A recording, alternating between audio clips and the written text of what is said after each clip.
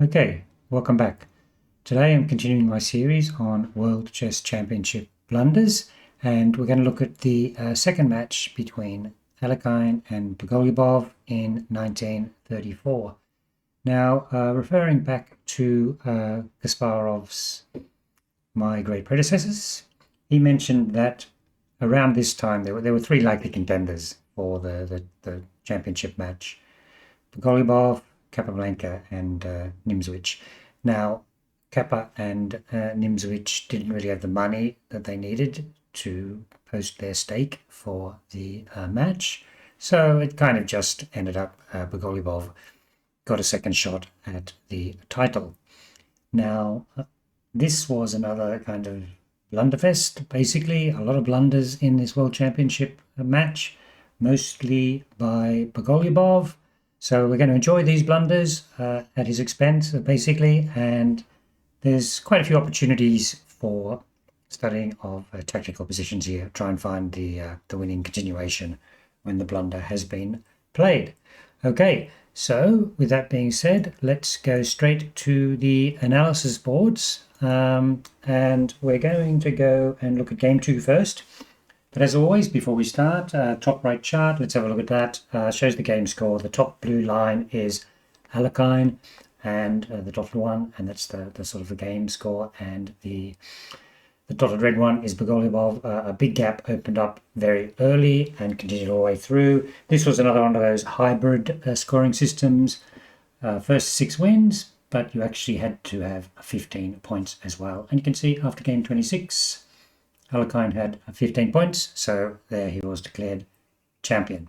Now, as we go along through this, we'll see most of the blunders, the relevant blunders, are by Bogoljubov, and if you hadn't have done those blunders, could well have been 6-6, not 6-1, or whatever the score was at one point in the game. So had a pretty telling impact, but it does also tell you that's partly the style or the standard of Bogoljubov. Okay, so let's start by looking at game 2. Now, the position here, I'll just go back one move. There's game basically balanced. Black has this nasty threat here,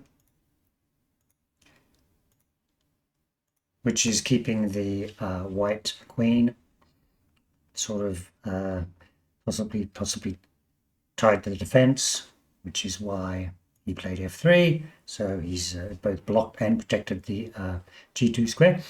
And now Bogoljubov, black, plays a terrible move. I'll play the move. And then now you can perhaps pause the video, see what's wrong with this move, and see what the winning continuation is. Right, if you've done that already. We saw a previous World Championship, Ding versus Nepo, that Ding had the sort of the meme self-pin and win.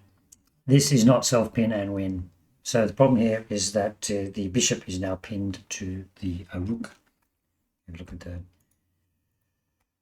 pieces there, and then if the bishop moved, then the queen would take the rook on e8 with check, and that would solve the problem of any mate threat on g2. Not that that's relevant at the moment, however. So the continuation is f4, which is kind of unusually played f3, but because black's moved so bad, f4 now works. As I said, if the bishop moves, it'll be queen takes e8 check, and there'll be no mate threat on g2. And the reality is there's very little to be done here. Basically, black has lost a piece. So let's quickly sort of go through the game continuation. Queen g3. Now that's maintaining the threat of mate on g2 if the white queen ever moved. Nonetheless, we just take the bishop, and this is kind of the move you'd be thinking, which would bail you out. The rook can't be taken because of the mate threat, but now this is a fairly basic diversion tactic here, where there is rook to c8 check. This is all game continuation. And if the rook is taken, then white would simply take the rook on e5. Black tried to continue by not doing that, but this is just as bad, because now you attack from the side, queen g5 check. Black blocks with g6. Queen takes h7 check. king f6. We'll continue because there's some nice mating patterns right at the end here. Rook f8 check. If the king goes to e6, then queen d7 is made, so the king is forced forwards. Bring another piece into the attack. Black could take the pawn and queens would be off, and rook takes e5. White will be way ahead in material, so the king march continues. Queen h6 check. Blocks with the pawn. Rook takes f5 check. Rook takes f5. Queen d6 check. King g4. Bishop takes f5. For instance, that's where the game ended. The continuation, possible continuation. King takes f5. Queen e6 check. Into f4. e5 check. King g4. And then that'll be queen takes g5 mate. So you see what happens there. That not only did Bogoljubov lose a piece with his terrible self-pin, his king was also woefully exposed, and you could see that checkmating attack. Okay, so that was game 2. Not much chop there by Bogoljubov. Let's move on to game 4. Okay, and you can see the profile there that same thing, the game was basically balanced around about move 50. To bring that up over here, sorry. And then just the one move blunder, go to the move, here's the position. And you can see, black to move, rook takes d4 is a possibility, sacrificing the exchange but getting a pawn for it, and a decent position. King f8 is also possible, which can be useful, extra protection for the bishop. But what black did was e takes d4, and that falls to a terrible tactic. Once again, be good to pause the video, work out the winning continuation for white. Yeah, and once you've done that, you'll see what happens here, that the continuation is now the pawn opened up the e-file, rook takes e7 check, there's only one move, and then this is what black had missed, this game continuation, bishop h4 with a terrible skewer, and as you will find out in the next few moves, there is also a lot of problems on the 7th rank as the game continues. So king f7 is the logical move, protecting the rook. So we grab the rook, the king takes back on e7, and now we play rook c7 check. If you lose the bishop, obviously the game is lost, so you've got to block with the rook. But then now the problem is that the king's going to be deflected. f6 check, got to hold on to the rook, got to also stop the pawn from advancing. So if you went to d8, the pawn would advance. So what black did is went to e8, but there's another deflection here. King g6 check. King takes deflected. This is game continuation. Now f7. So there's not a lot to do here. Bogoljubov decided to grab the rook, but then now white gets a queen, and I don't think that the game lasted another couple of moves. You can see that they're just totally losing. So that technique, the bishop skewer, and then the 7th rank weakness, basically lost a piece, rook queen, sort of the progression, and that game, which was drawn, Bogoljubov has lost another game, right? So I'm going to go to game 8 now. We're going to look at game 8 pretty quickly though, because there's just so much going on in this World Championship that we have to keep moving.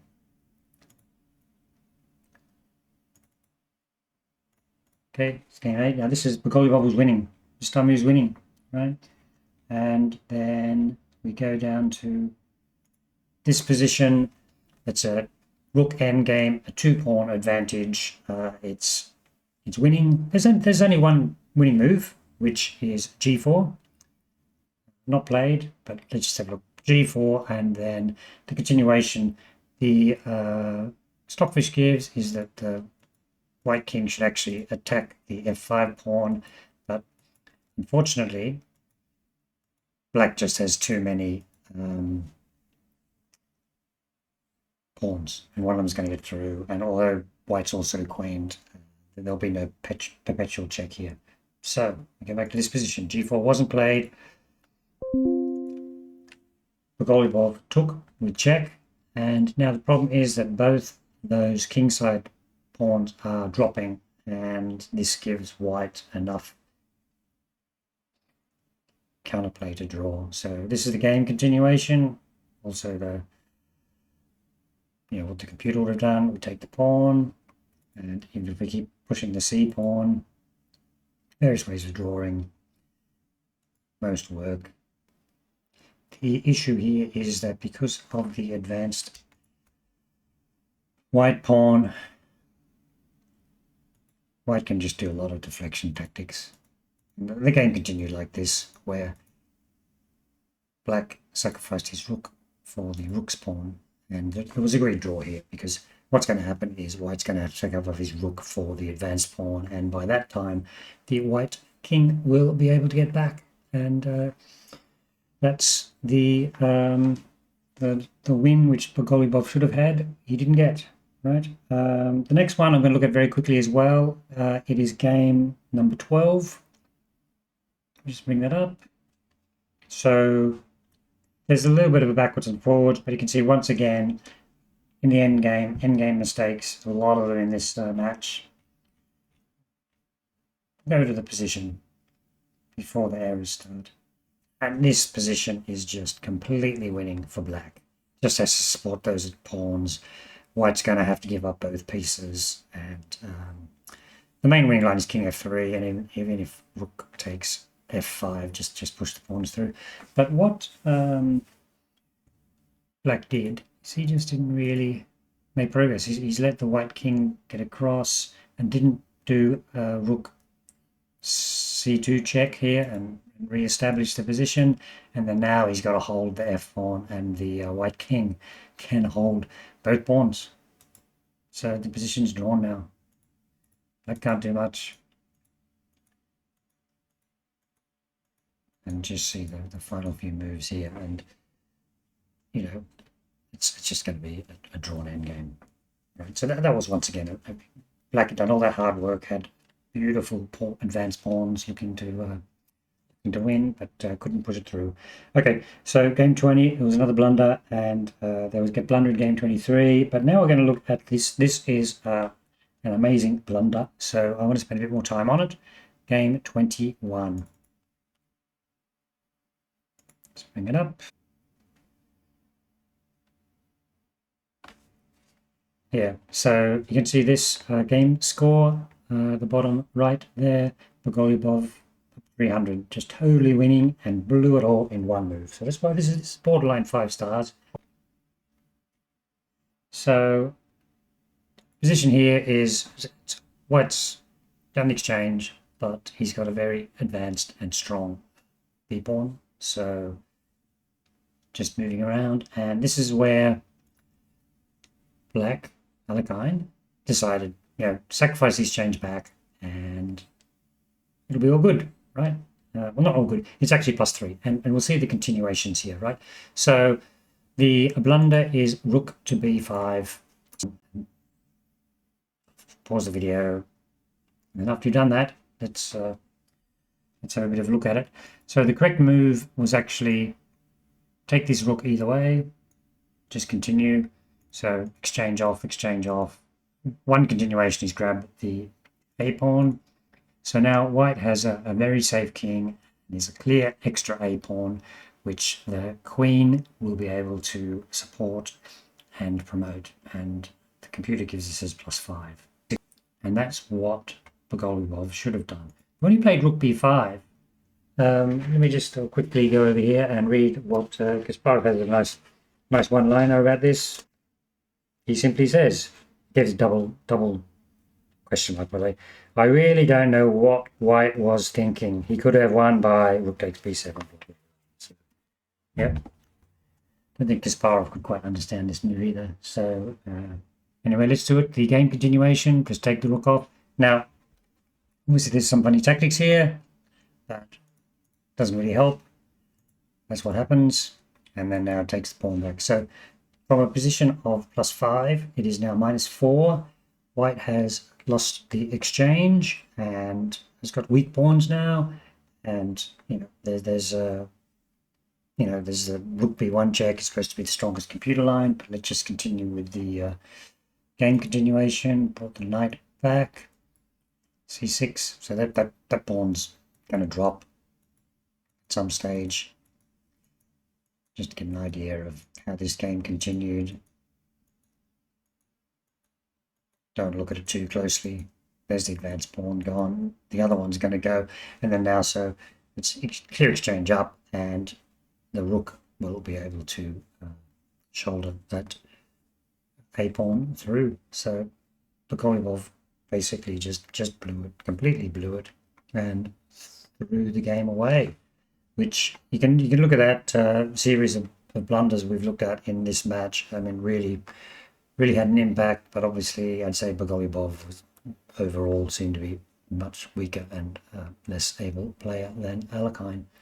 Now, so where does that leave us? We can just quickly go to the Excel spreadsheet. I've already run the macro, and you just have a look that there is a whole bunch here. Bogoljubov. So he's got these 2 4-stars. This rook b5 shocker in that last game, and the king g4 missed shouldering in a fairly straightforward rook endgame from the last tournament. And then he's added a couple here.